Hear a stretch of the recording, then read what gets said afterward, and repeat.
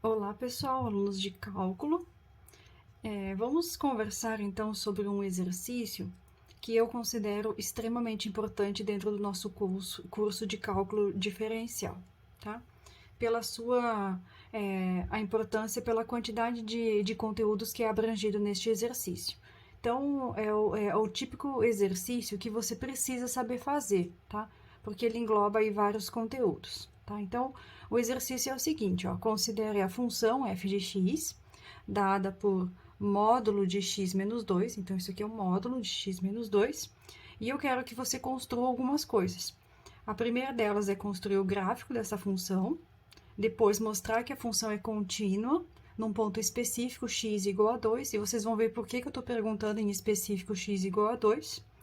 Calcular as derivadas laterais pela direita e pela esquerda no ponto 2, né? Você não vai calcular em todos os pontos, apenas nesses dois pontos. Depois você também vai ver por que nesses dois pontos. E verificar se a derivada existe no próprio ponto, né? Sem analisar pela esquerda ou pela direita, mas indiretamente você está analisando sim pela esquerda e pela direita para calcular essa f' de 2, a derivada no ponto 2, saber se ela existe ou não, tá? Nessa altura do campeonato, né, vocês já devem ter visto a apostila, já devem ter visto os vídeos, tá? E já devem saber que para f' existir no ponto 2, tem que existir as duas f's laterais, né, pela esquerda e pela direita, e não basta que elas existam, elas têm que ser iguais, tá? Então, nessa altura do campeonato, você já sabe isso, tá? Mas vamos por partes, vamos primeiro construir aí o gráfico da função, tá? Como a função é módulo de x menos 2, a primeira coisa que você tem que fazer é abrir esse módulo, né? Colocar essa função de uma maneira um pouco mais visível para você conseguir construir o gráfico, tá? Então, x menos 2, a gente pode escrever ela considerando o elemento aí que torna essa função aí o elemento é o que eu chamo de elemento divisor de águas, tá? A partir de um certo número, né, a função tem comportamentos diferentes, tá? Que número é esse, né? Que número é esse que torna a função com comportamentos diferentes, né? O número que faz isso é o número 2, tá? Vejam que para valores de x maiores do que 2 acontece alguma coisa e para menores do que 2 acontece outra, tá?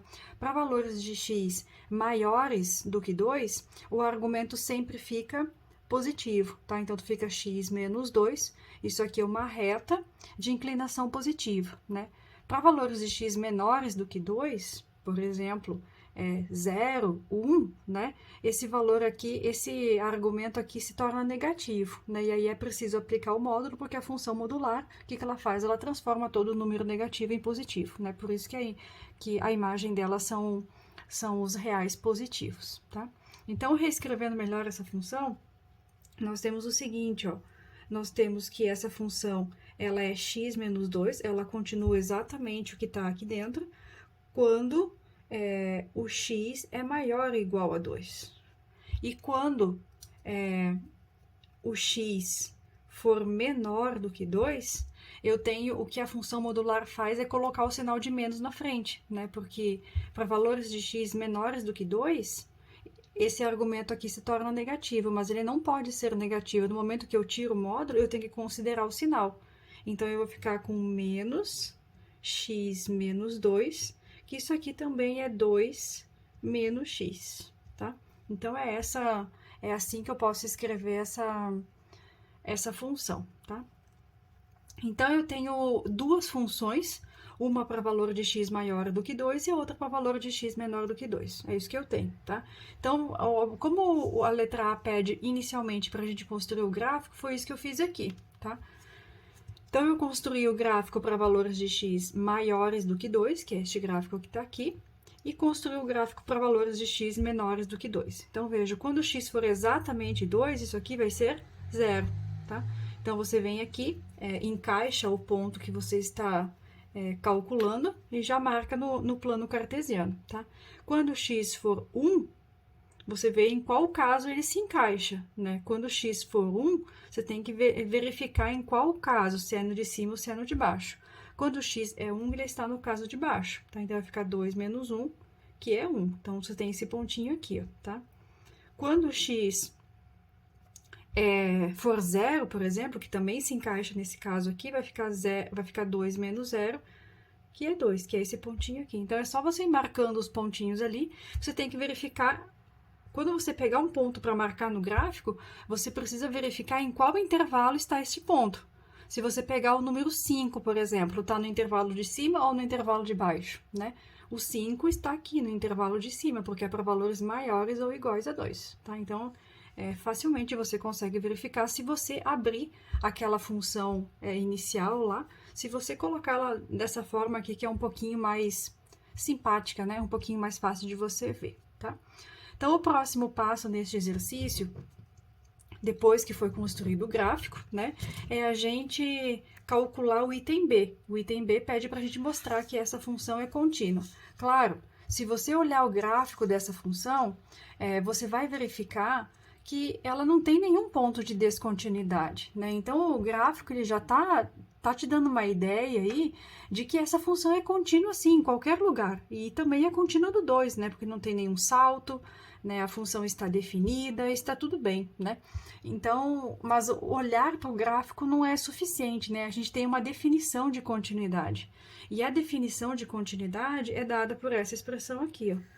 Então, eu tenho o seguinte, ó, se eu quero calcular a continuidade da função num certo ponto, que no caso aqui é o ponto 2, então eu preciso satisfazer essa condição aqui, ó. O limite de f de x, quando x tende a 2, porque é neste ponto que eu quero calcular a continuidade, tem que ser igual ao valor da função neste ponto aqui, ó, tá? Por isso aqui f de 2. Então, essa é a definição de continuidade. Definição de continuidade em x igual a 2, tá? For em outro número, aí você tem que fazer isso aí para outro número, tá? Bom, então nós temos duas coisas para calcular. Temos que calcular o limite de f de x quando x tende a 2 e temos que calcular f de 2, tá? Para calcular esse limite aqui, de acordo com o que você aprendeu lá na parte dos limites, você sabe que o limite existe se os limites laterais existirem e forem iguais. Então, você precisa calcular os limites pela esquerda e pela direita, quando se aproxima de 2, né? Pela esquerda e pela direita. Foi isso que eu já coloquei aqui, ó. Então, o limite de f de x quando x tende a 2 pela esquerda. Que função que você vai usar? Qual delas? A primeira ou a segunda? Veja, eu estou me aproximando de 2 pela esquerda. Então, qual deles eu vou usar? Tem que olhar na minha expressão lá em cima, né? Se eu me aproximo pela esquerda, eu estou me aproximando por aqui, ó, né? Deste lado aqui é essa função. É menos x mais 2. É essa função que eu vou usar aqui, ó. Menos x mais 2. Quando eu substituo o 2 aqui em cima, vai ficar menos 2 mais 2, que é 0. Então, quando eu me aproximo de 2 pela esquerda, é 0. E quando eu me aproximo de 2 pela direita, por aqui, qual função que eu vou usar? Ó, eu estou me aproximando de 2. Qual função eu uso? Esta aqui, ó. Então, é x mais 2. Perdão, x... Aqui tá errado, tá? É x menos 2. Deixa eu apagar aqui. Então, eu uso a função x menos 2. Substituindo aqui o 2, então vai ficar 2 menos 2, que também é 0. Ou seja, os limites laterais existem e são iguais. Como os limites laterais existem e são iguais, então o limite, né? Então a gente pode afirmar agora que o limite, quando x tende a 2, de f de x, ele é igual a 0, tá? Para isto aqui ser igual a f de 2 também tem que ser 0. Quanto que vale a função quando eu substituo 2 nela? Então, vai lá na função e verifica. Quando eu substituo exatamente o número 2, eu uso a de cima ou a de baixo? Nesse caso aqui, por definição, né, o módulo geralmente usa em cima. Mas tanto faz, né? Se eu colocar o 2 aqui, vai ficar 2 menos 2, que é 0. Portanto, f de 2 é 0. Então, verifica, ó, que os dois aqui são iguais. E, portanto, como os dois são iguais, né, o limite da função, quando x se aproxima do ponto e o valor da função no ponto são iguais, então, significa que a minha função é contínua neste número, tá? Neste número, que no caso é o número 2. ok? Bom, precisa analisar a continuidade nos outros pontos? Se você lembrar de um teorema que você viu lá na parte de limites, que diz que as funções polinomiais, elas são contínuas em toda parte, né? Você vai verificar que essa função f de x que foi dada no exercício, ela não é contínua só no número 2. Ela é contínua em qualquer número real, ou seja, ela é contínua nos reais, tá? Isso é só você lembrar de alguns teoremas lá da parte de limites, certo? Dado, então, que nós temos aí a continuidade, que foi o que foi pedido na letra B, vamos analisar agora a letra C, que pede para você calcular, então, as derivadas laterais, tá? Então, vamos calcular f' de 2 pela direita, tá? Que é esse símbolo aqui, ó. Então, eu estou calculando a derivada pela esquerda e pela direita. Vamos calcular primeiro pela direita. Então, vamos aplicar a definição, ó. Limite. Lembrando que essa não é a única forma que a definição aparece. Tem outras, tá? Inclusive, está lá no material. É só vocês darem uma olhada lá, tá? Então, isso aqui, como eu estou aplicando direto no ponto 2, ao invés de utilizar x, eu vou utilizar já o ponto 2. f de 2 mais h menos f de 2 sobre o h. Essa é a definição, tá? Agora, eu vou substituir. Quando eu me aproximo de 0 pela direita, quem que é f aplicada em 2 mais h? Eu vou lá e olho para a minha função. Se eu estou me aproximando pela direita, eu vou pegar essa função de cima, tá? E no lugar do x, eu vou colocar 2 mais h. Então, vai ficar 2 mais h menos 2 menos f de 2. Mas quem que é f de 2? É aqui, só que no lugar do x é 2. 2 menos 2. É isso que eu tenho, tá? Dividido por h, ok? Então, você vai ver que tem alguns elementos aí que vão simplificar. Positivo, né? Tendendo a 0 pela direita. Isso vai ser igual, ó. Veja, este cancela com este cancela com este. Sobrou somente h sobre h. Mas h sobre h é 1. E limite de 1 quando h tende para 0 é 1. Então, f' de 2, né? A derivada lateral pela direita no ponto 2 vale 1. Agora, vamos calcular f' pela esquerda de 2. É esse cálculo que nós vamos fazer agora, tá? A definição é a mesma. Limite de f de 2 mais h menos f de 2 sobre h, quando h tende a 0. O que vai mudar é a função, porque ora eu estou me aproximando pela esquerda e ora pela direita. E elas têm funções diferentes. Pela direita é uma e pela esquerda é outra. Pela direita é esta função aqui e pela esquerda é essa aqui, tá? Então, isso aqui vai ser limite quando h tende a 0 pela esquerda. Eu vou substituir, então, ó. Eu tenho que pegar aquela função 2 menos x e, no lugar do x, colocar 2 mais h. Então, vai ficar 2 menos 2 mais h menos a f de 2. Mas quem que é f de 2? É 2 menos 2, porque no lugar do x você substituiu 2 dividido por h. Tu vai ver que vai simplificar vários elementos, tá? Este vai simplificar com este. Esse sinal de menos vem aqui para dentro, então vai ficar menos h sobre h, e este simplifica com este, tá? Portanto, vai ficar h sobre h menos, né?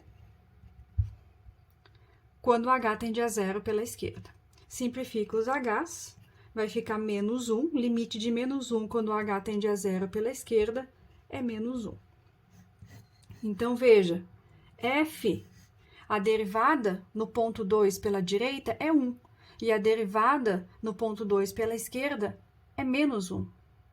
As derivadas laterais existem? Existem, mas elas não são iguais, elas são diferentes. Se as derivadas laterais são diferentes, a gente pode concluir o item D, tá? No item D, ele pergunta se f' de 2, se ela existe, né? Ela não existe. Por que que ela não existe? Porque f', né? f' pela direita no ponto 2 é diferente de F' no ponto 2 pela esquerda, tá? As derivadas laterais existem? Existem, mas elas são iguais? Não, elas não são iguais. Portanto, a derivada no ponto 2, ela não existe, tá? E isso é bem característico dessas funções, né? Essas funções que têm bico, elas são contínuas, podem ser contínuas, mas elas não são diferenciáveis neste ponto, tá? Nos outros pontos elas são. Mas neste ponto ela não é, tá? Foi o que nós acabamos de mostrar aqui, certo?